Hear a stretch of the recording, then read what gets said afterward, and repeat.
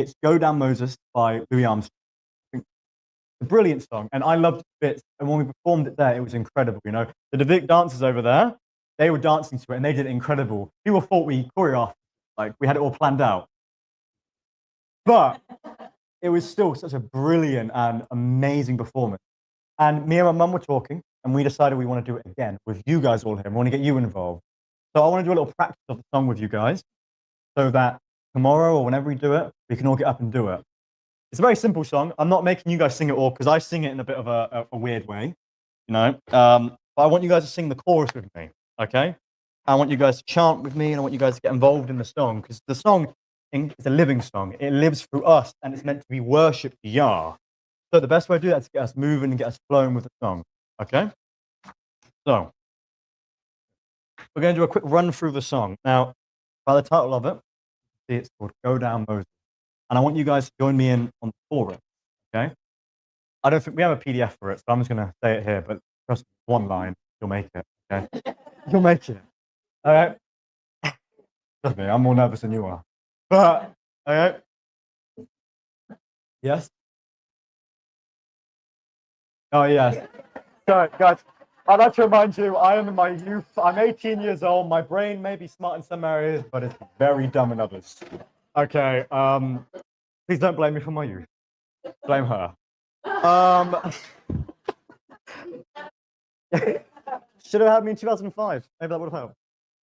But there's a line in the song which is "Let my people go." When I sing that, I want you all to sing that with me. It's going to pop up constantly, you know? The second line goes, "When Israel was in Egypt land, let my people go." There we go. See, we all get the song and we all know it. Now I'm pretty. Yeah. Me and Hal love that sort of music, you know. Oh, we would use it for our intro if it wasn't copyrighted, but the world and copyright exists, so you know. But anyhow, I'm going to sing this song. I think you guys all get it, okay? And then after that, I want to introduce John, and he can speak. He's going to be speaking about. Actually, I'll say that for us. Let's do one thing at a time. Okay.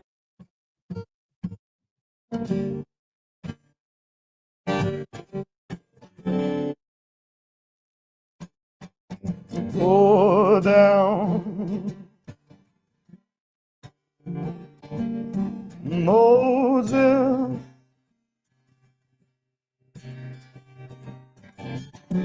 way down Egypt land, tell Pharaoh, he better let my people go. When Israel was in Egypt land, my people go. Oppressed so hard, could not stand. Let our people go. I said, God and Moses,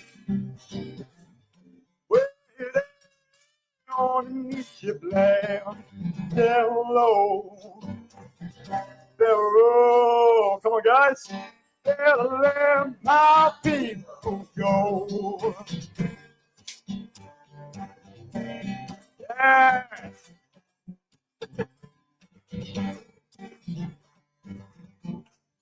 So Moshe went to Egypt land. There our people go. Made old Pharaoh understand. There our people go. Go, Moses. Wait, Egypt land. Tell to let our people go. Sing it with me. To let our people go. The Yawa for Moses there. My people go. Bowed out my firstborn day. Let my people go. Let my people go.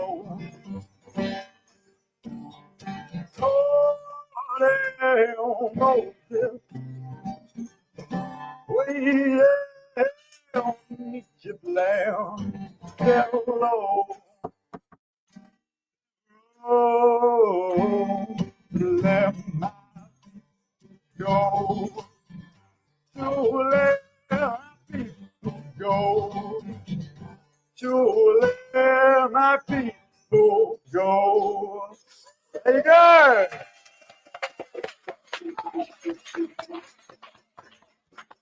Hey, we did that brilliantly, guys. I'm very impressed.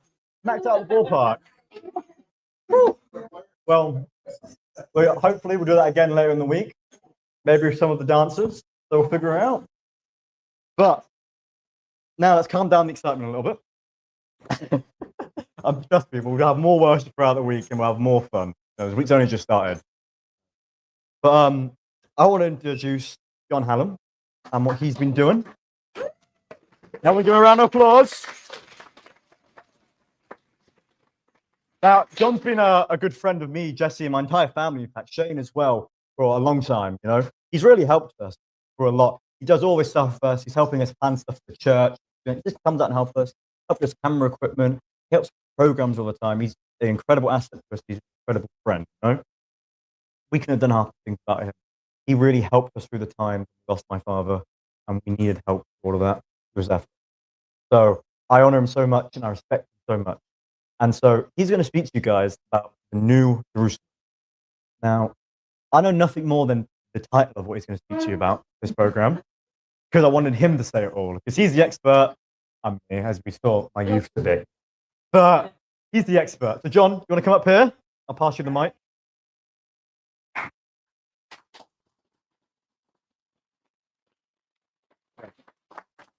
John, Maggie, shirt.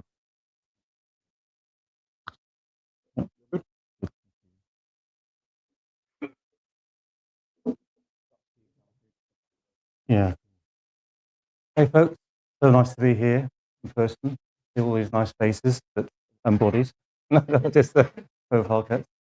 I think what I've learned from the feast is that the community and the fellowship really brings out the work in us all. And I feel bubbling from being around you guys, which is nice. You know, I normally get my hour therapy from the local church near me, which is kind of nice. But recently, being suggested on the phone and stuff, I get that as well. You know, but it's super nice to be here. And I've been super impressed by the level of knowledge that everyone's got here as well. You know, you're all keen and eager, you're all full in, you're all in, both hands, both feet, everything.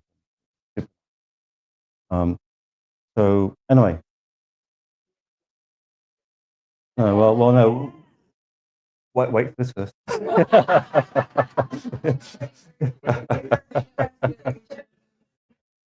So look, this one, I was going to do timelines, and I was looking at there's a prophecy in the Scroll, Scroll 7-13, right? It goes through the council of Jubilee. Now, I've been looking with Chris at the Jubilee, and no one can agree on when the Jubilees will stop and start. Was it when the temple fell? Was it when they went into exile and came back from exile 50 years between, the Babylon exile and rebuilding it? Was it when they entered the Holy Land in the first place? No one can agree. Nothing back to that. Right? So you got to scrub Jubilees to start off with. Then it came out for the timeline. So I did the whole timeline count. I've got through to the building of the new temple, but then I can't agree with anybody on how long it was between the building of the new temple until the fall. Some say more than 3 years, some say more than 10. I got through to 18 when I was counting it, so I can't agree on that. So there's a whole potential Jubilee missing out of that. Okay, so I'm not quite where I need to be with that, otherwise that would have been today's conversation. I had a book which told me specifically how to count it and where it should be. and I'd validated most of the book. I spoke with Eddie last night, and Eddie says, I've got that book as well, John. I couldn't validate it either. So based on that, I've scrubbed those slides, and I'm going to do just today. I've done before. I'm going for another piece, but it's cool. I like it. So this presentation is being broadcast, so it's for teaching and educational purposes only, not for profit, not for resale. I'll be referring to two documents. One is the Dimensions of Paradise by John Mitchell. John Mitchell has spent decades in the architecture of Neolithic monuments like Stonehenge, going to Ireland and England and so on. And then toward the end of his life, he got more into the religion side, and he looks at New Jerusalem. He's got some. He's brought some of the Egyptian cubic measurements into things and furlongs to help us understand really what it looks like. And then Steve Quayle about the link.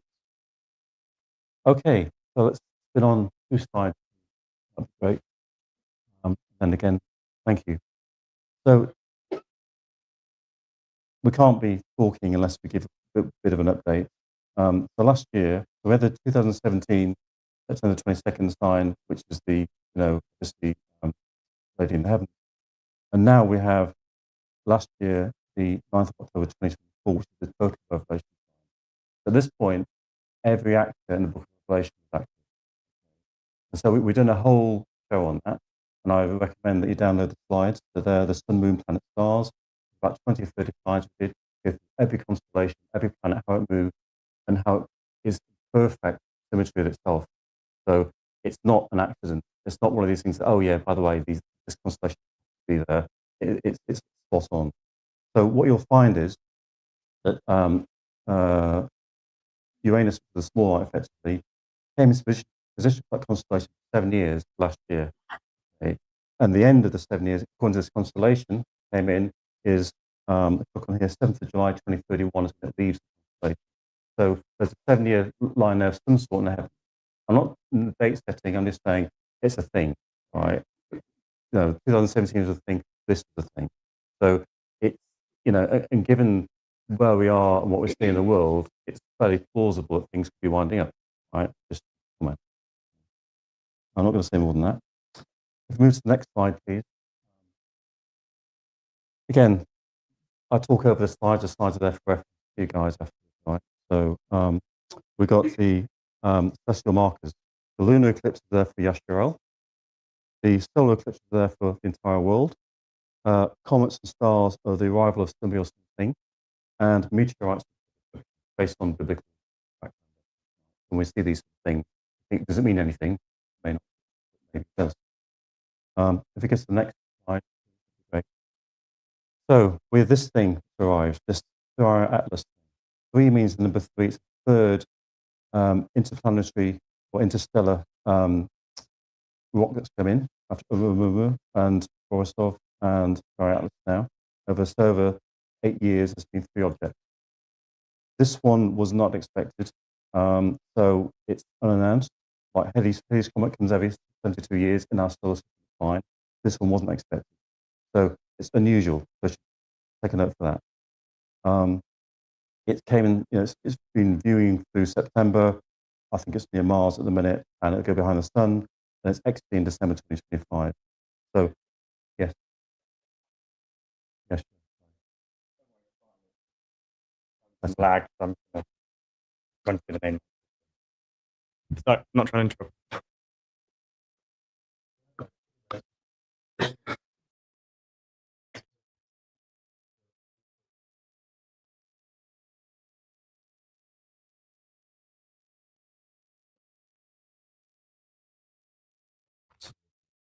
The other note is that the names of these things, as we all know, NASA uses. They do. This one's Atlas, right? They also have Apollo and Artemis. Interestingly, though, Atlas is is punishment wants to hold up the celestial heavens on his shoulders for an eternity. So he could be the spirit of firmament, right? So we're to start thinking of things in these sort of terms. These guys never died; they're eternal.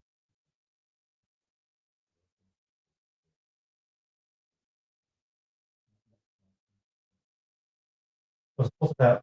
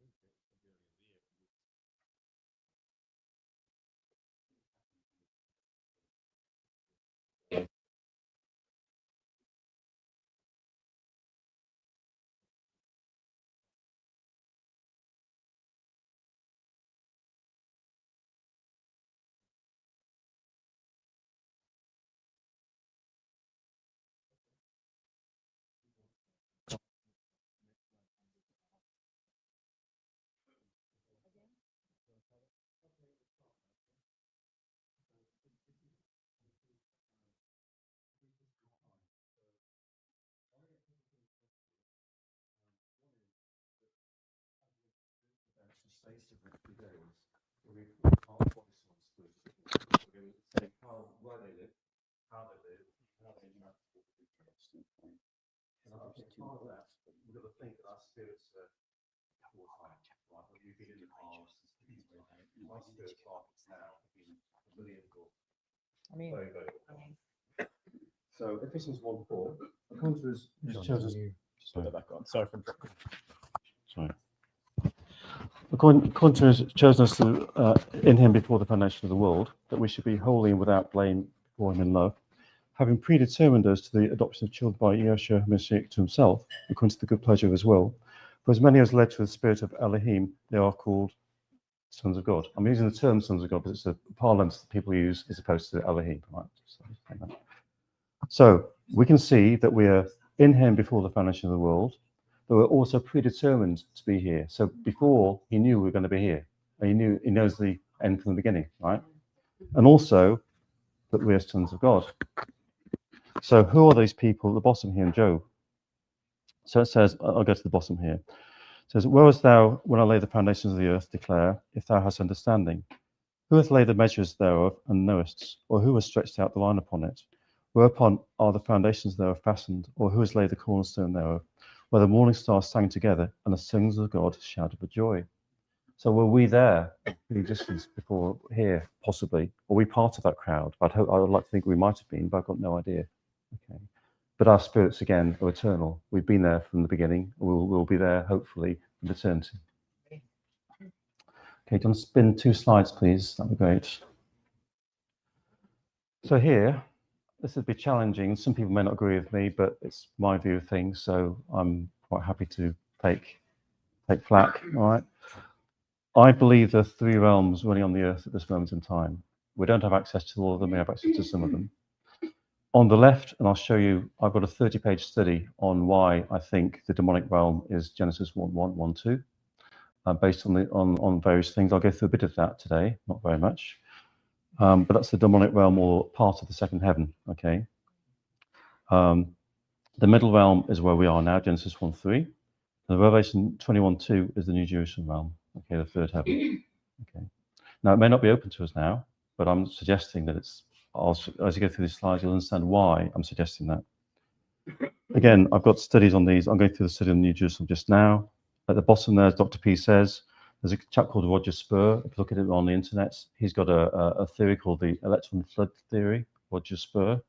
I've done a study on dark matter as well for this, and it goes through how dark matter forms, also goes through how dark matter is half in this realm. Again, the demonic realm is dark matter, intelligence.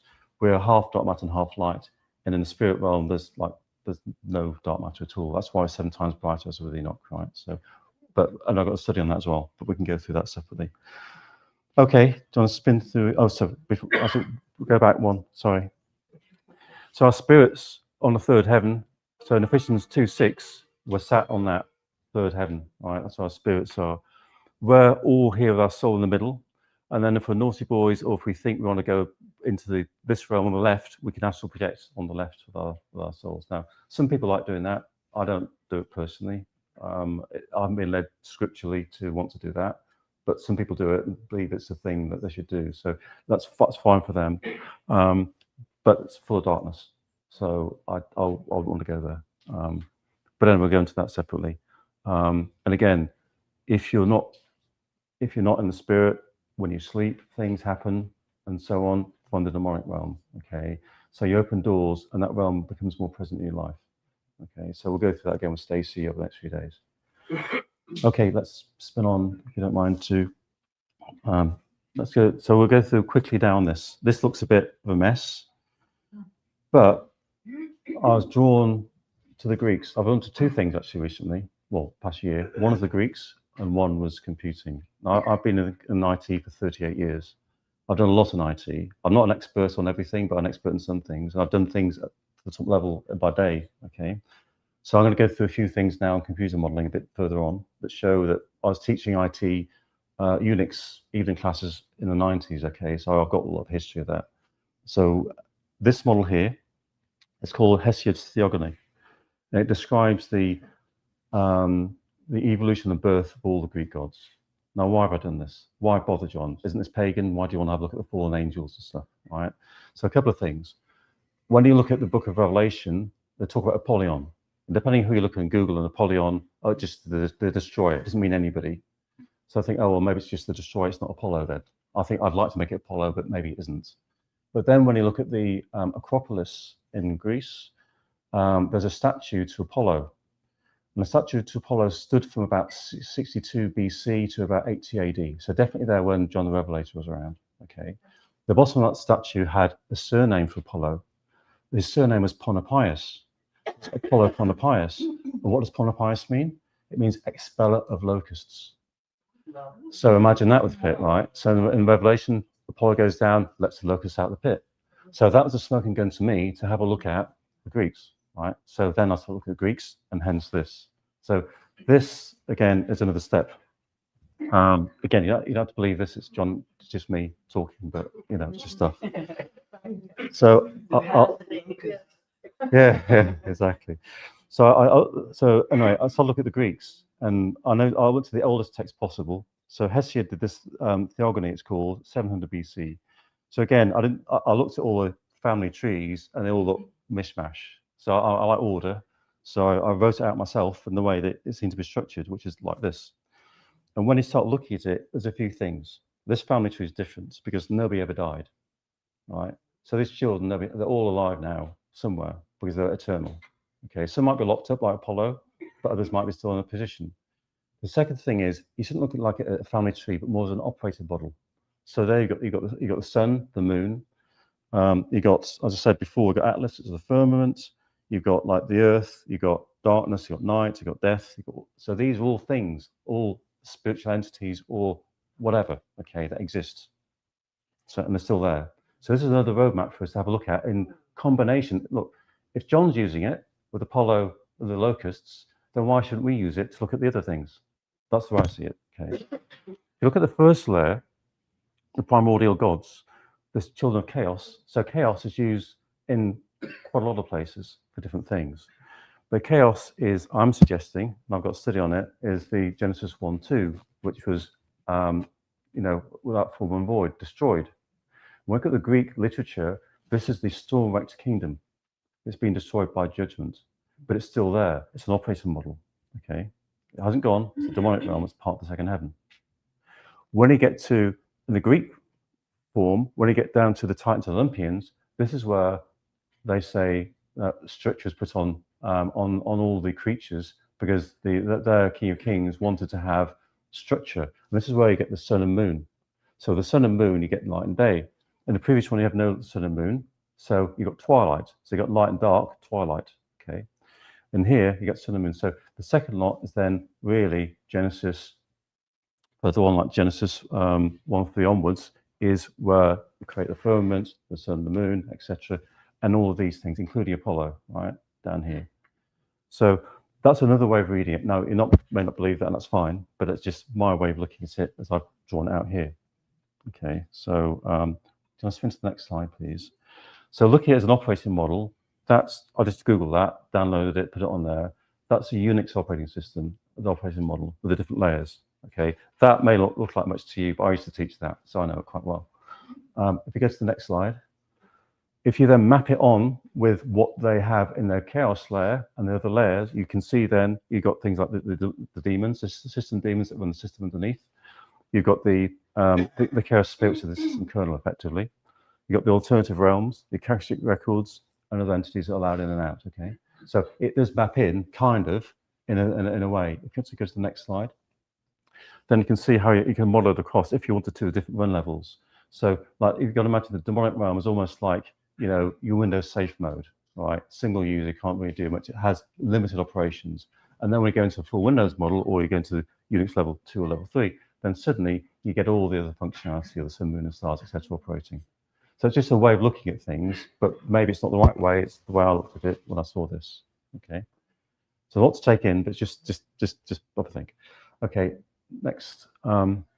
So ignoring all that stuff, if you then look at the Greek cosmology model of how they build the planet and how it all fits with the Tartarus underneath, So Tartarus at the bottom is mentioned by Paul. It's the prison, the maximum security prison for the fallen ones. Okay, so Apollo's in there, whatever, locked away, what it is.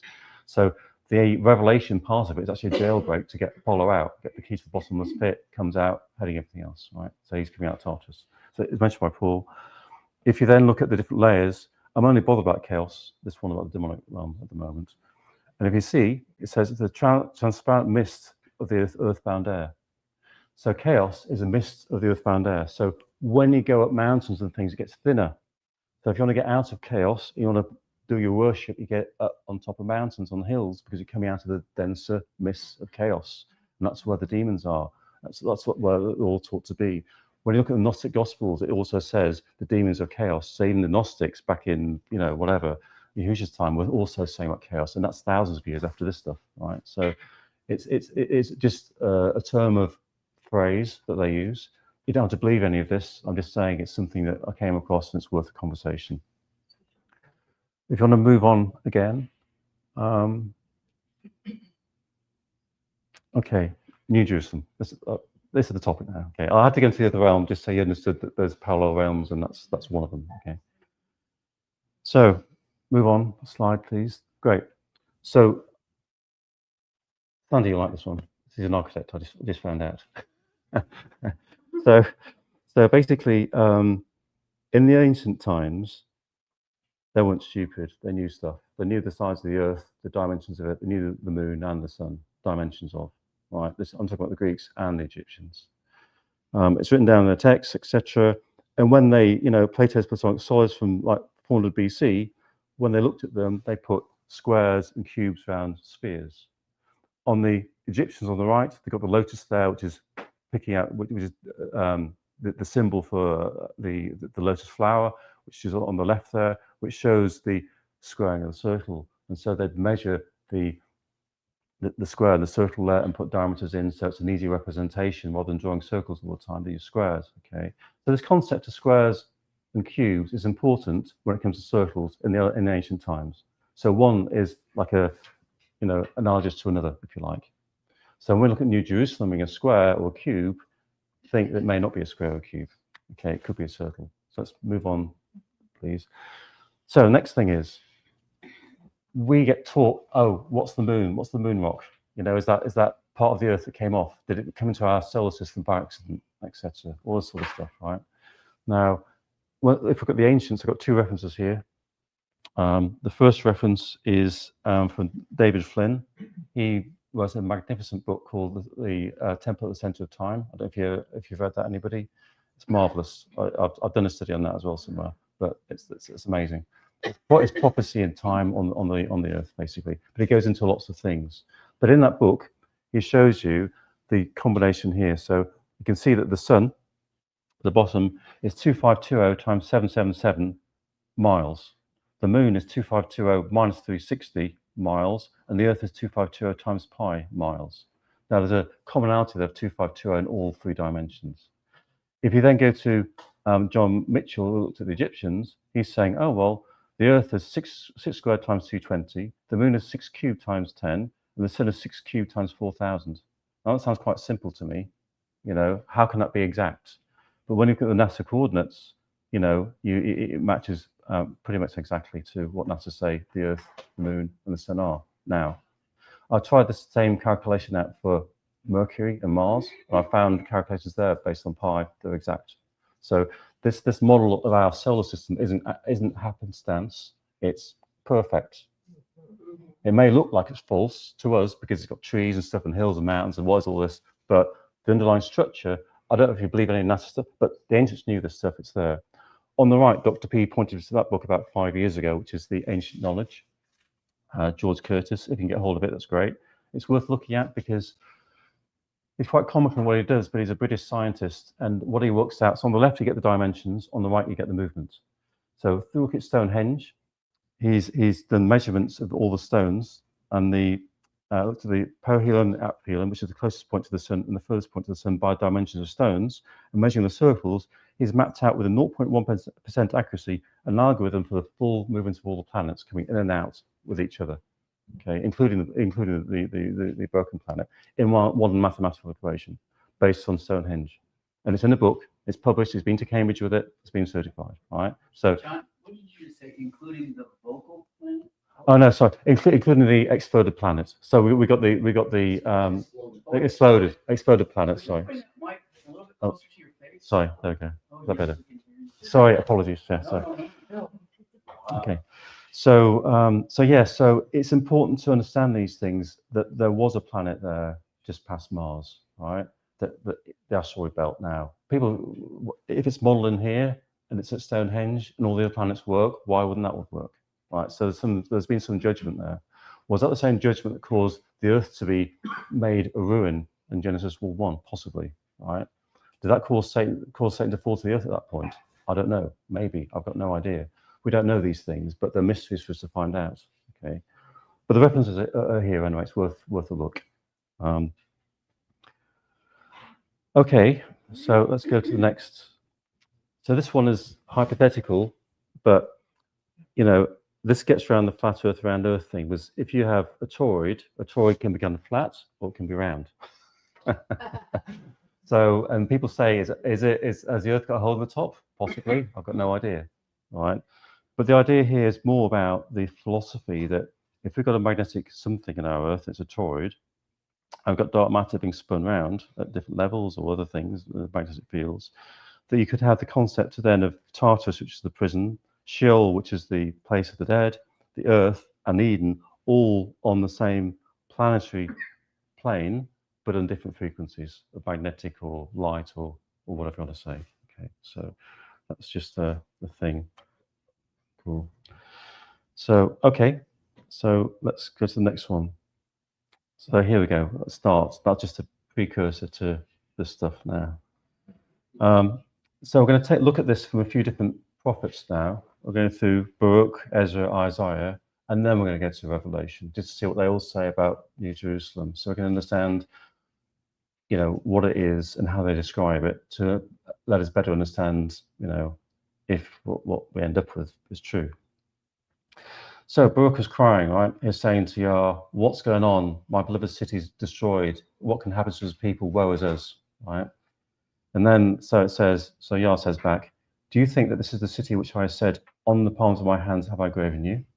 This building is now built in your midst is not that which is revealed to me, that which was prepared before here, the time which I took counsel to make paradise. So he's linking this with paradise and showed Adam before he sinned, okay? But when he transgressed the commandment, it is removed from him, as will also paradise. After these things, I showed it to my servant Abraham by night among the portions of the victims. I thought that was interesting. And again, I showed it to Moses on the Mount Sinai, and I showed him the likeness of the tabernacle and its vessels. So you can see this thing's persisted through time, not just the time of Adam, so it's pre-existed then, through Abraham, through Moses, etc., right, and through Sidroth now, who sends people up there. Right? So there we go. So it's a thing. Do you want to move to the next slide? That'd be great. So let's look and see what Ezra says. Okay, this says Elohim to Ezra, tell my people I will give the kingdom of Jerusalem, which I was going to give to Israel. Moreover, I'll take it back to myself, their glory, and also give others the everlasting tabernacles which I've prepared for Israel. The tree of life shall give them fragrant perfume, and they shall never toil or become weary. Asking you receive, pray that your days be few, and that may be shortened. The kingdom is already prepared for you, watch. So again, here at the time of Ezra, you know, after Moses got Ezra, now it's still here. So there's no reason to think it wouldn't be here now, right? But we're not accessible. Go to the next slide, please. That'd be great. So here we go. And I saw a renewed or new heaven and a renewed or new earth, for the first heaven and the first earth have passed away, and there's no more sea. No Yochanan saw the holy city renewed, Jerusalem, so coming down from Elohim, out of heaven, prepared as a bride adorned for a man. And I heard a great voice out of heaven saying, behold, the tabernacle of Elohim is with men, and he will tabernacle with them, and they shall be his people, and Elohim himself shall be with them, and be their Elohim. So this is the new heaven and the new earth, and entirely that is New Jerusalem. Okay, if you go to the next slide, that'd be great. So I'm not going to read through all this one, but I'll read through a tiny bit. And there came to me 7 angels, which had 7 vials for the 7 last plagues, and talked to me, saying, "Come hither, and I'll show the bride of the Lamb's woman." And he carried me away in the Ruach. So again, he's away in the Ruach. He's in the spirit now. So his soul and body can't get there, but his Ruach can. So he's gone in the Ruach up to the 3rd heaven, to a great high mountain, and showed me that great city, the holy Jerusalem, descended out of heaven as from Elohim, having the glory of Elohim, with her light was like into a stone most precious, like into a jasper stone, clear as crystal. I remember that jasper stone. I'll show that in a second. And then he goes on to the 12 gates and describes furthermore. Okay, I won't go through this. I'm going through it on the next slides. Okay, go to the next slide. That'd be great. Thank you, Sandy. So Isaiah, let's see what he says. For behold, I create a renewed heavens and a renewed earth, and the former shall not be remembered, nor come into mind. But you should be glad and rejoice forever that which I create. For behold, I create Jerusalem rejoicing, a people for the people of joy. So again, on this one, we get a conflation of the New Jerusalem and the new heavens and new earth as in the same language, the same terminology. That's twice now. So Isaiah's done it and John's done it. Further down, it's interesting. They shall build houses, they shall plant vineyards. And it says, and the elect shall enjoy the work of their hands. So it shows that Jerusalem is still modified, updated, and new houses are being built. So it's not finished. It's still, we're still working on it, right? So whatever it is, it's not like, what we may think it may have been. Okay. And again, the conflation you have in new earth. Okay, let's spin on. That'd be great. Let's get into the meat of it now. Okay. So we're going to break it apart and look at all the different components. Revelation 21:16. And the city lieth foursquare, and the length of it is larger than the breadth. And he measured the city with a reed, 12,000 furlongs. The length and breadth of the height of it are equal. So you can see, length, breadth, and height are equal, a cube. Okay, 12 furlongs each side. You can Google it, and you'll find a wiki for a furlong. It's still used in horse racing, so it's still quite a modern measurement, unlike cubits that are not. So one furlong is 660 feet. 12,000 furlongs is 7,920 feet, right? So or 7,920,000 feet if it's 12,000 furlongs. So that bit's easy. Let's move on to the next. When it comes down to a cubit, Dr. P has had a look at this. I've looked at it. We've looked at it on different shows. There's Egyptian cubits. There's royal cubits for Egypt. There's cubits that are used in Persia. Cubits are used in the Holy Land as well. Okay, but I've googled the Egyptian royal cubit, and it varies between 20.5 inches and 20.8 inches. So what the very clever guy John Mitchell did, he took the gematria from this next term, Revelation 11:1. And there was given to me a reed like unto a rod. And the angel stood, saying, Rise and measure the temple of Elohim, the altar therein, and them that worship in therein. So a reed like unto a rod, gematria, is 1729. If you take that, which is 12 cubed, if you take 1729, 1728 as the cubit, then it works out perfectly for what I'm going to show you next. And 1728 is 20.7 inches. And 20.7 inches falls directly between the excavations of the 20.5 and 20.8. So it falls in that vein of, so they've found these cubits on measuring sticks in Egypt, and they vary by a bit. But we've got the exact precise thing for the gematria here, so what measurement to take from New Jerusalem, okay, by the gematria. If we go to the next slide. Okay, when I did this, we're doing the spiritual warfare book. And on the back of it, you can see there's a swatch of colour at the top right-hand side. It's the way we measure things and look at things now. So I think New Jerusalem template is meant for this age now, because when I show you the next few bits, you'll see how it all fits together. So you see a swatch at the top right, showing the colours used in the EWAL. On the left, you can see an engineering diagram. It's just used normally in our architecture diagrams, product specifications, etc. Okay, the swatch. Let's move to the next. So in Enoch 91:16 says, and the first heaven will vanish away, and the new heaven will appear. So we've got a lot of people talk about new heavens and new earth, haven't we? Even Enoch. And the powers of heaven will shine forever with sevenfold light, because there's no dark matter in it. 7 times brighter. There's no dark matter, there's no muons in it. Let's move to the next slide. Now, how do you describe 7 times brighter? You have to use something with luminosity. So he's used precious stones. So if you read this, Revelation 21:19-20, It says, the foundations of the wall of the city were garnished with all manner of precious stones. The first foundation was jasper, the second sapphire, the third chalcedony, the fourth emerald, the fifth sardonyx. And so I've just gone onto the internet and I've cut out pictures of each of those stones as a swatch. So you can see there, he's giving us swatches of what the New Jerusalem looks like. Okay, if you take it literally, it's 7 times brighter because it's using luminescent stones. You can't use normal colors; they're too flat. Okay. If we move to the next slide, that'd be great.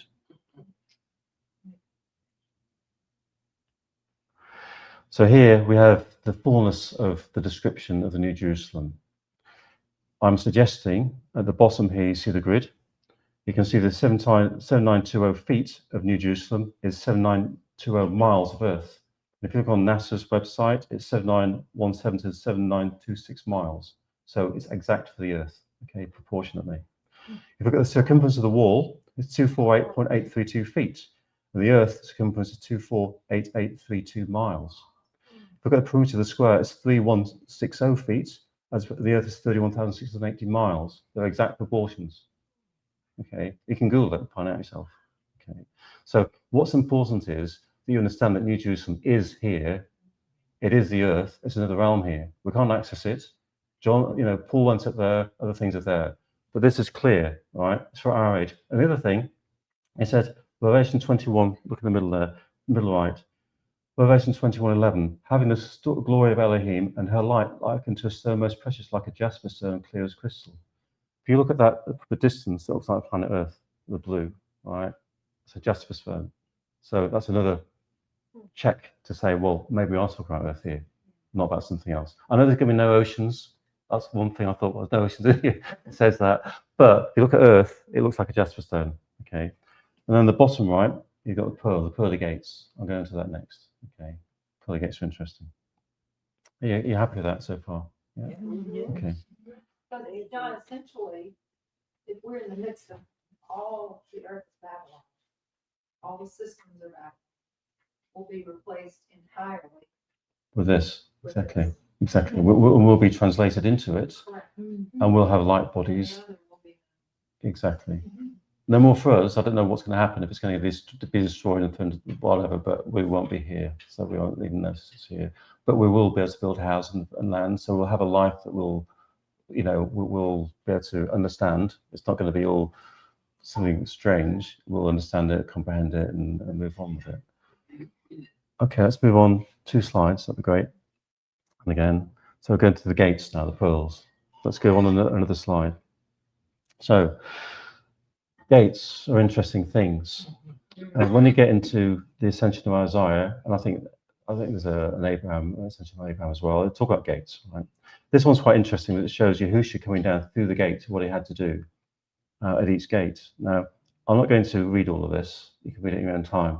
But the summary is, basically, that the security controls on the gates, they've all got to give passwords to get through the gates.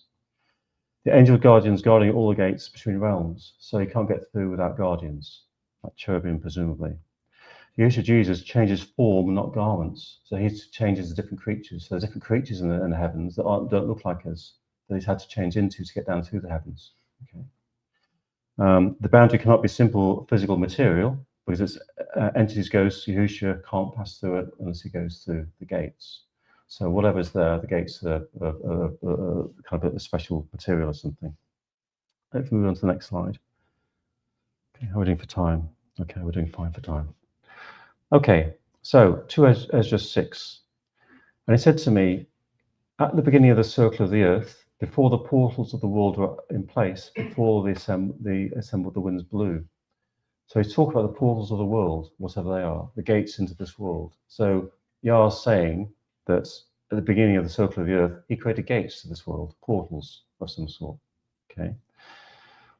Below here, courtesy of Steve Quayle, Gen 6, there are some, I don't know if these are doctor's photographs or real photographs, but they look interesting photographs anyway.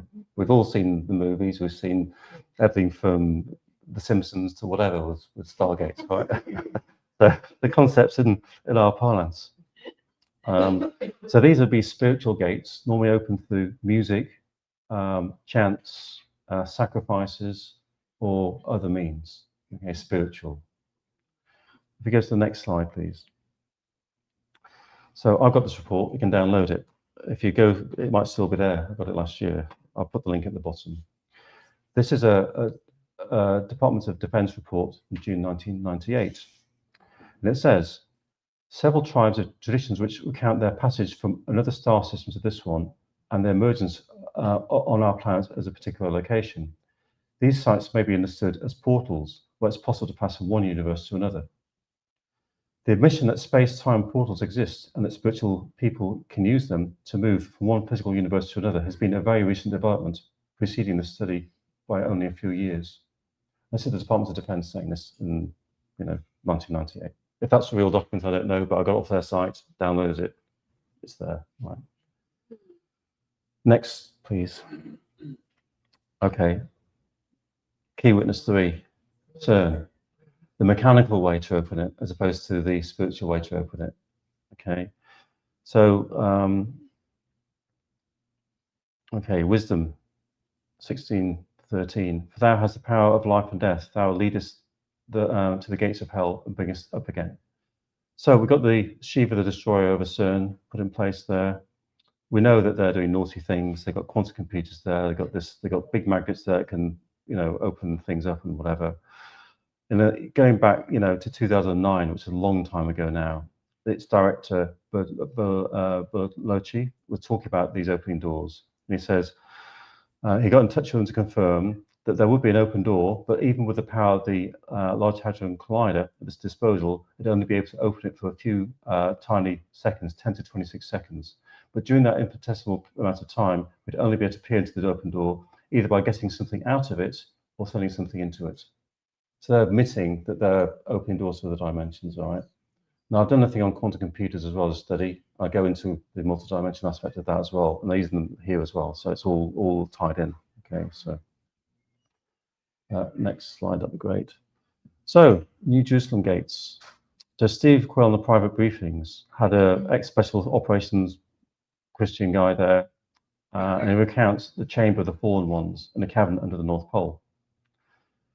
Once inside, at first rocky and dim, there's a blue light portal glowing like blue orb.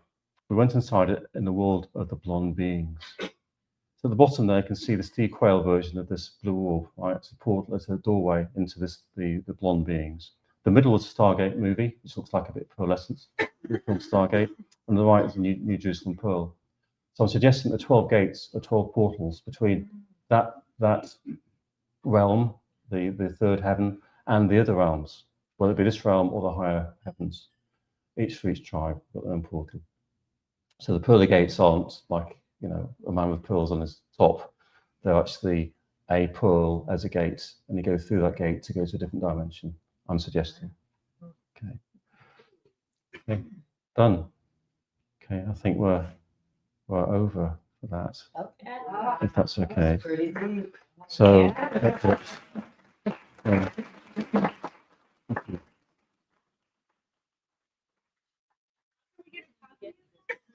I'll link it on the YouTube video as well. YouTube video. Thank you. Okay. So Stacey and I are going to do a couple of talks on spirituality next couple of days. We're going to go into the elementals. We're going to principalities a bit. That's a done deal session for tomorrow. For Wednesday, there's a choice, right? I can do a number of things. We can do something on the station on things like soul ties and things, and other things that go on in the spiritual realm as an option. We could also do, I don't know if you guys saw the more on the Greeks and the demonic realm. I could do that instead. But have a think, and if you want me to, I can pivot. Right, it's before Wednesday. Have a think what you want me to do. But it'd be something on that ilk, can I? If that's all right, because that's what we're prepared. Yeah, sure. We both have questions, but I was thinking about that verse in Revelation where it says the New Jerusalem is coming down from heaven. You say if it's already here on earth, how does that? Well, it's all turn of phrase. Like you just vision as a city. I mean, how 2,000 years ago, how do you describe another realm? Right. So it's a city on a hill. It's a mountain. It's Mount Zion. So in our parlance, it's easy to see a city of gold streets as opposed to saying, well, that's just another dimension. they wouldn't get it, right? So there's that aspect to it. But also coming down could be you going up to it, right? Or it could be coming up, being made visible to you as you're translated into it. So, it's all of that stuff. I mean, second heaven now, people go into it via astral projection. They go into it, right? Third heaven isn't open to everybody. It's like, you've got exclusive club membership to get in there. You've got to be born again, right? If you're not born again, you don't get in. In the lower heavens, anyone can get in. So I don't know. We've got to wait. It's not open to us. Some people have been blessed to go up there, like Paul. I'd say on Sid Roth, people seem to go on a regular basis. I was a bit jealous of that, but we'll see. I don't know. I don't know if that's happened or not.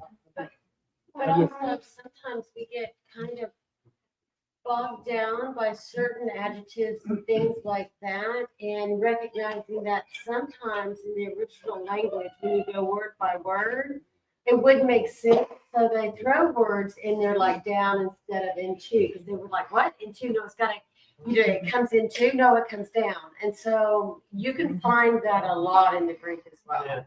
So just because the Greek and the English don't really go really well together as far as The English don't do good, isn't it? the English is very, Vague. yeah, it's not. Does Armageddon happen after the millennial reign when the new Jerusalem comes down? So I'm just curious what that might look like. Like, how would they storm the gates? You know what I mean? If I'm understanding it correctly. yeah, but I mean, Use the people they ask when you say it. okay. So does Armageddon happen after the New Jerusalem or before? That's an interesting one.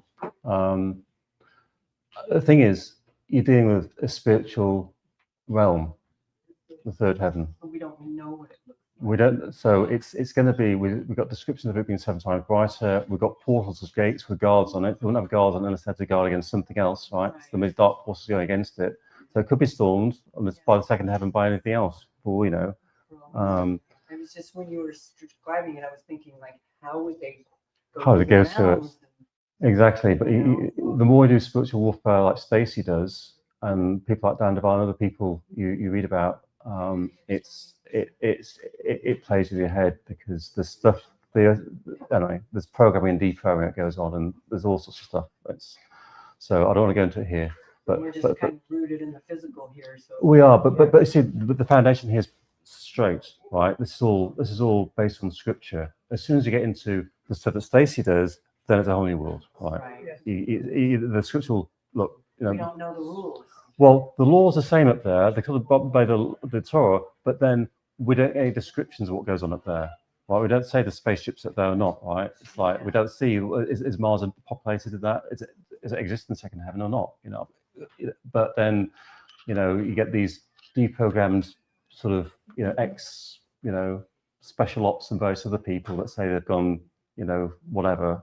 I'm not going into it here, but You mean the remote viewers? there's also Remote viewers and stuff? there's that. Then you get like soul fragments. You get all sorts of things going on, which is dirty, horrible, messy. And then you get to stuff like like Trump was saying recently about all the vaccines for babies, right, causing autism. Yeah. But then if you're on I've got to be careful because we're being broadcasted, aren't we? So we have to be really careful on the impacts of some of those things on the spiritual realm, but they have an impact on the spiritual realm. So just in the same way that you have iniquity in your blood, most of us will have through generations going back thousands of years, going back to Adam, somebody somewhere has done some sin and iniquity. Those iniquity and markers in your bloodline, they allow spirits to come down and make claim on you several generations down based on something your forefathers have done, right? That's scriptural. So if they can do that, then you can be vaccinated with something that has not very nice things in, then you got a claim on you, right? So, but I can't say too much because we've been broadcast. No, but you've seen those documentaries. I was reading Hmm. about that when I was flying here from Washington.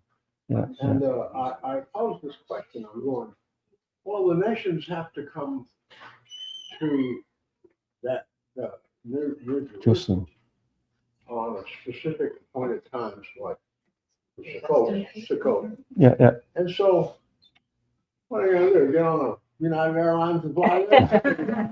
I mean, this is an interesting thing because it reads into it, they come into it like you're talking about.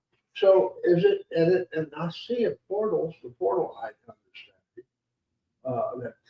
That has a dimensional thing. If you could, is it, I was posed the question whether or not it was like going into the set apart place through the veil into the presence of Yahweh. And he, they're in that place, the light in it is Yahweh and Yahusha. And so we're moving, it's an access through these gates that are like pearls. Do the people actually access the presence of Yahweh in a set apart time once a year, the nation, so it can rain on I them? definitely think When they come when they come up, to worship. I think so, 100%. But I think And do they have the inner court and outer court even within the Jerusalem?